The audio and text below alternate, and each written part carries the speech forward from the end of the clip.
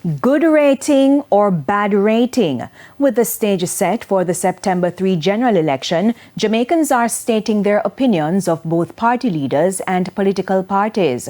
This follows the findings of the latest RJRGLEANER Don Anderson polls done from August 2 to 11. 1,008 registered voters were surveyed in all parishes across Jamaica.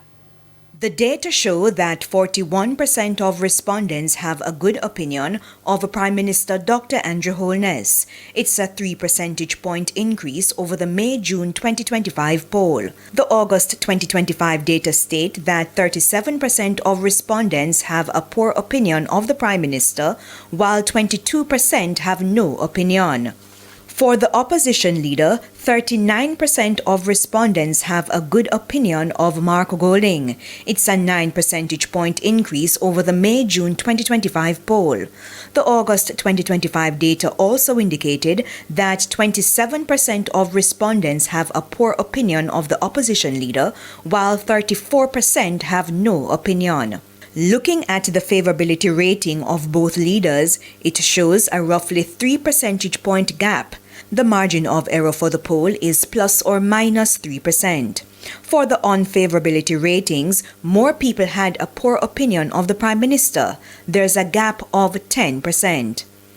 Meanwhile, 41% of respondents have a favorable opinion of the JLP, 40% have an unfavorable opinion, while 19% had no opinion.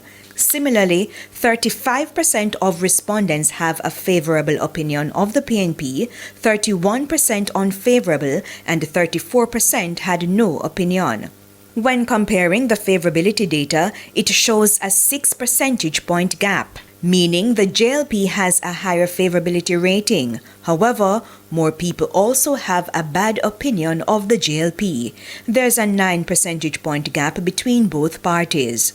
So what are the top 6 reasons for having a good opinion of the JLP according to respondents?